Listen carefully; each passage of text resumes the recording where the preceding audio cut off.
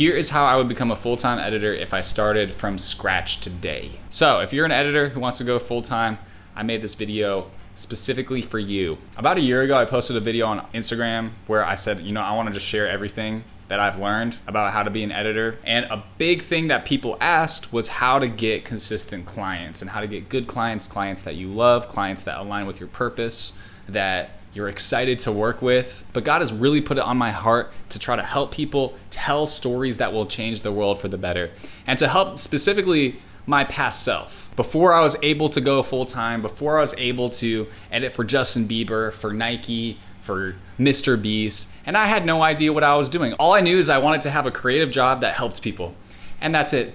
That's all I wanted. So this video is all about helping you, or helping past Jordan get started in their career. And I've also started to do one-on-one coaching where I personally walk with people and help people establish their career. And so if that's something that you're interested in, you can go on Instagram and DM me the word ready, and I'll start chatting with you. But only if you really want to, only if it feels right. Let's get into the training. I got my iPad here, I didn't know what I wanted to do when I grew up, and I first fell in love with editing when I accidentally stayed at the editing lab at my film school for 12 hours the first time I edited. I went in at 5 p.m., edited for a little while, looked up at the clock, and it was 5 a.m. Not good. But it was at that point that I fell in love with editing. But I didn't know how to get jobs. I didn't know how to make it in a career. And I had a mentor named Mickey. Mickey is an absolute legend. Everybody comment, we love Mickey. Because it's true. He was an editor at some of the biggest companies in Hollywood, like Disney. And my senior year of film school, he was actually the coach that allowed me to be who I was. So thank you, Jesus, for Mickey.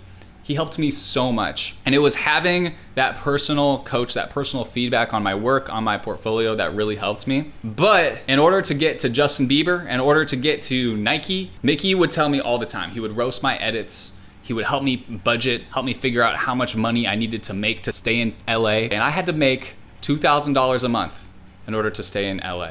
And so we budgeted, we figured out, okay, how can I become a full-time editor? And let me tell you, it wasn't a traditional path. There was no applying for jobs, no filling out resumes, no Upwork.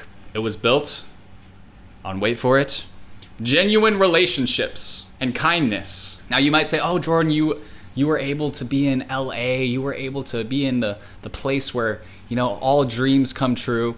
And there is an advantage to being here, but you can make this work from anywhere. Being an editor is primarily a remote job. There are ways to make genuine relationships with people all over the world. I now am based in LA, but I have friends all over the globe thanks to the internet, and you can do the same thing too. And the reason I wanted to be an editor was because I had a passion for storytelling, and I think storytelling is one of the most powerful ways to change people's perspective, to give them a new outlook on life and on the world. At first, I was just trying to survive, but as I've grown up, I've become more and more interested in doing purposeful projects that align with my faith, that align with the stories that I want to tell and give to the world. I've now been able to combine all those things where I have the freedom to pick and choose which jobs I want. I have plenty of income to survive, even in LA. I'm able to work on projects that align with my purpose in this world. And guys, having purpose in the world and a reason to get up in the morning and tell the story that you're telling is way more valuable. Oh my gosh, I have a hair.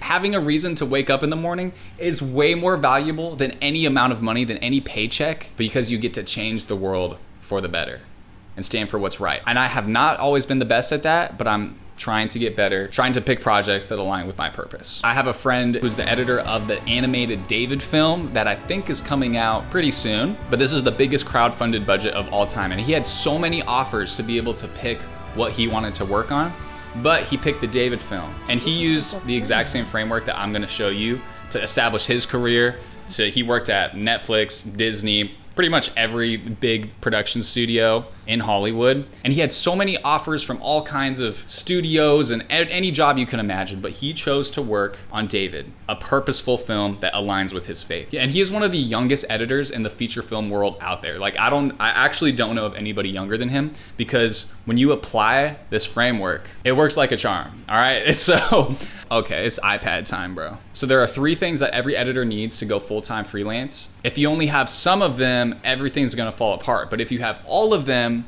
it starts to create an unstoppable snowball effect, which is amazing. So first, what you need is skill. Second, and we're gonna go over each of these in detail. Second, you need to signal. And third, you need to be social. These are all 3 things that you need. We can't be missing any of them. When one is missing, the snowball doesn't form. It just melts before you can even build anything of value. And this one right here, this is the kicker. This is where all the secret sauce is. Okay, this is where Mickey really harped on this one for me, and it made all the difference. So I'm gonna do the same for you. So let's talk about each one. Now you guys know how snowballs work, especially if you roll them down hills. So let's say we got this hill right here. There's a hill. Okay. And we want to slowly add snow onto the snowball to make it heavier, to gain momentum for it to roll down the hill. And as we go down the hill, we're gonna increase income, we're gonna increase purpose. It looks like it's going down, but it's really increasing. We're gonna increase purpose. We're gonna be able to be like more choosy on the jobs that we work. So let's go over each one.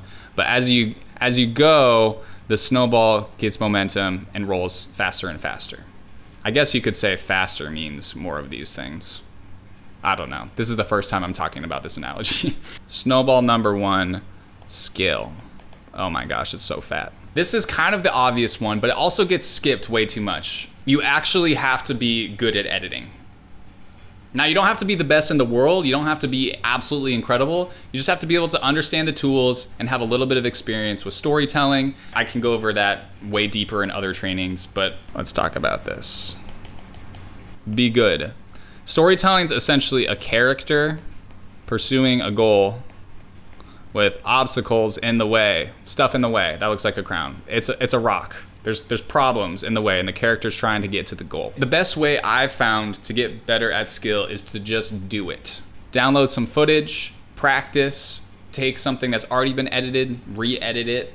Give yourself creative projects to just try to get better and better. And the more that you edit, the more reps that you get. And when you get more reps, you're able to discern, oh, is this good editing? Is this bad editing? When you do something over and over and over and over and over and over again, it's pretty much impossible to not get better at it and actually to become really proficient over time. Just do it. It seems so simple, and get a lot of reps. Go download stock footage, find a trailer, re-edit trailers. There's so many things that you can do just to get reps, and you don't have to shoot. You don't have to get a camera. All you need is your computer and some software. You can also take courses. You can watch YouTube tutorials. There's so many free resources out there to get better at skill, but lots of people aren't willing to put in the reps. So that's the reason why I'm harping on reps, because it does take some work, but actually takes a lot less work than you think. So that's our first snowball, the skill snowball.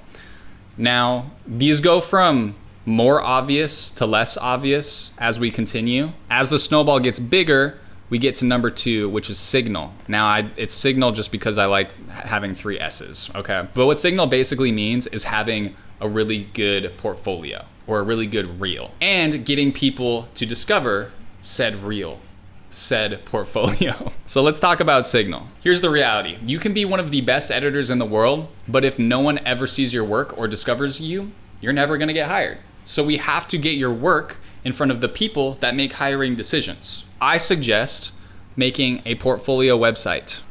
That is the best way I've seen to have people, oh my goodness, I misspelled website.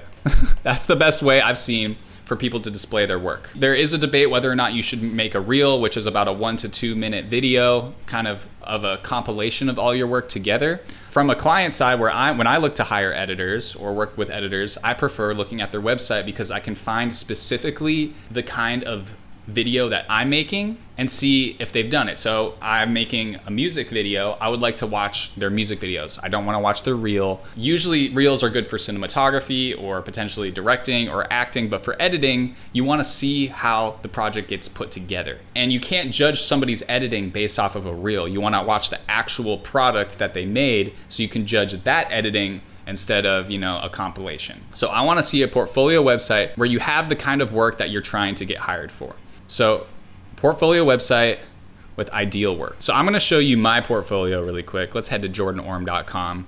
So here's my portfolio, and I've divided up the work that I've had into 4 different categories. So if somebody wants to hire me for a commercial, they can watch the commercial category. If somebody wants to hire me for a music video, they can watch the music video category. And lastly, it's important to also put your best work at the top. This is my favorite music video that I've ever edited. So generally people are gonna click on the first thing first and watch it, so put your best stuff first, and that applies for if you're going to edit a reel. But I like to just skip that step, upload my work to my website, and then have the best stuff right at the top. So we have Kylie Jenner, Mr. Beast, and this is more documentary style video. Also, you need to be active on social media. So once you complete some work or any project that you're working on, it's so important to post about it on social media and tag people that have also worked on it, because that's pretty much free advertising. So what I need you to do is post your editing projects. And so when people see your Instagram, what they should think of is like, oh, there's Jordan, and he obviously loves editing because he won't stop posting about it.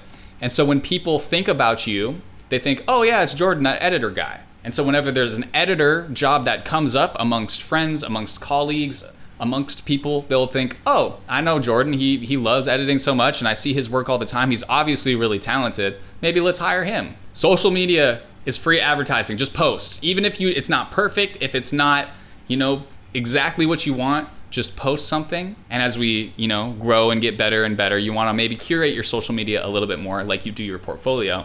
Get over the fear of it not being perfect and just post. So people at least know that you're an editor, you're a filmmaker, you love video, you love that stuff. Because that's what's gonna help get you work. I can't tell you the amount of work I have gotten off of social media. And this is before I was even a YouTuber. It's actually insane. Like I had maybe 1,000 followers max, and I was getting so much work. Don't sleep on the social media, all right? Now, this last step is the kicker. That's why it's the big snowball.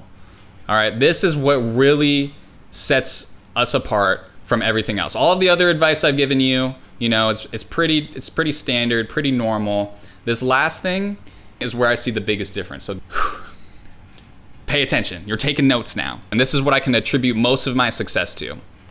And this is social, or what I like to call friend working. Not networking, friend working. This is where things really started going crazy. The snowball just keeps getting bigger and bigger as we go from here once we combine all 3 of these snowballs, especially this one. I hate networking. I am so introverted. I do not want to talk to people. I like being in my little cave here and just editing, and that's it. Like a mixer party, drink party is like my nightmare. I don't want to be in there. I don't want to go to a networking mixer, but I would love to sit across from you and maybe get a coffee, talk about life. Here's the kicker, all right? Oh man, I'm running out of space. Number 3, social. In order to get work, you have to make friends.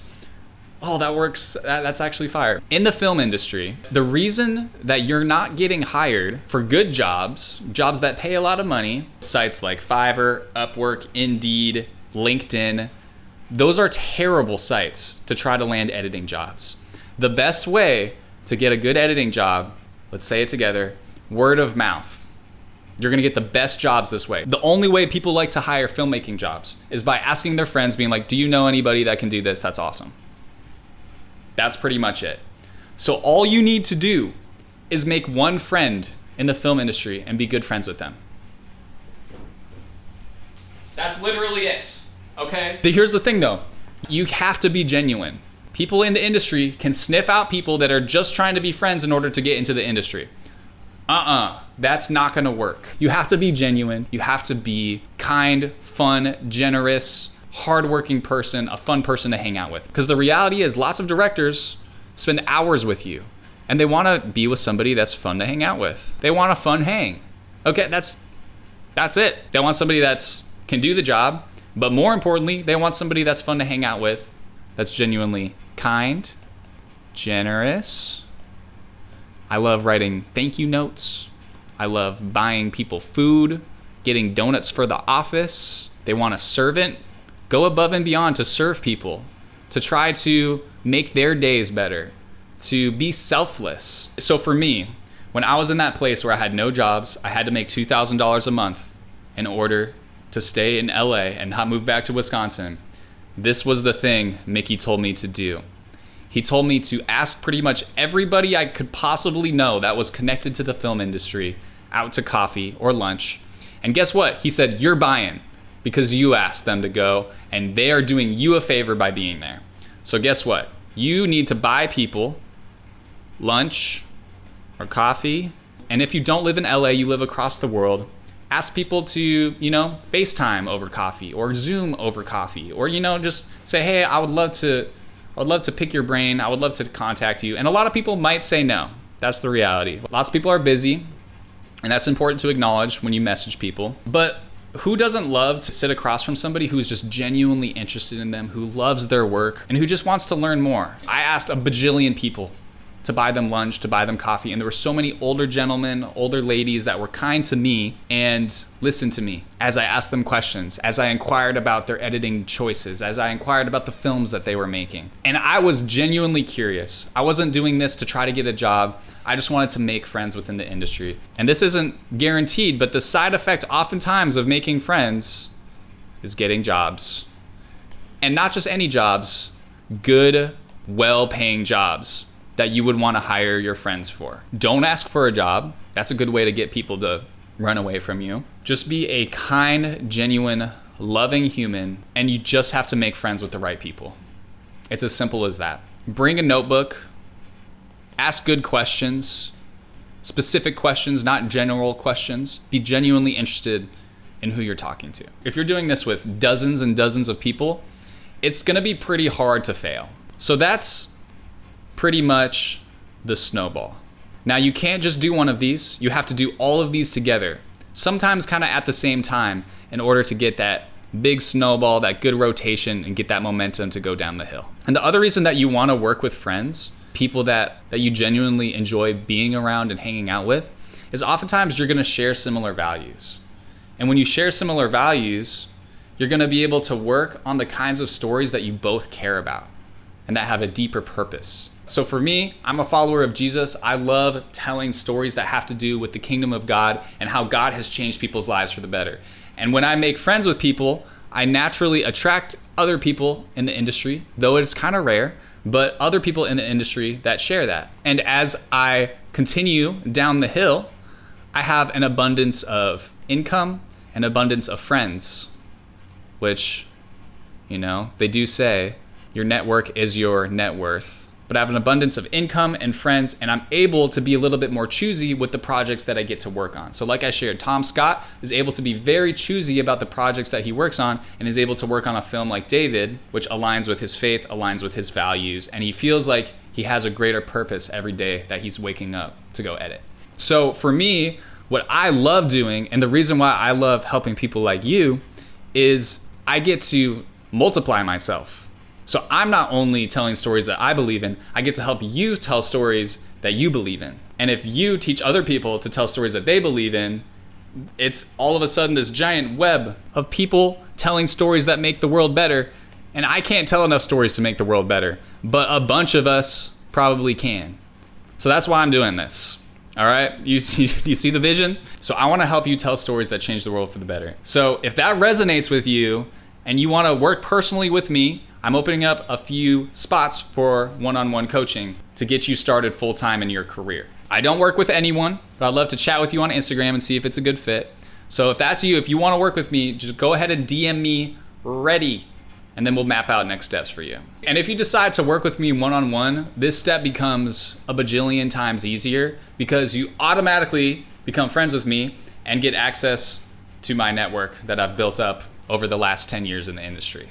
So a big way to hack this step is to just work with me and we'll give you a little head start. So if that's something that resonates with you and you want to tell stories that genuinely help people and make an incredible living doing it. I can personally help you with every one of these steps, and we can get your snowball rolling like crazy and get you to a full-time career that is full of purpose, which would make me so freaking excited. I love helping people do this. It's one of my new favorite things ever. I'll personally walk you through every step and we'll get there together. When I started, I was just trying to survive. And surviving is good, that's important. But the more that I progressed, the more that I implemented the snowball, the more that I realized that I don't have to chase clients, clients just come to me. And I don't need to undercharge. People are actually willing to pay me good money to tell good stories. And I don't have to hustle forever. I can pick and choose the stories that matter to me. So you can do the same thing. You can build a freelance life, a freelance career that's rooted in purpose, in calling, in skill, and genuine, real connection with other people wanting to do the same thing. So like I said, if you want, you can just DM me,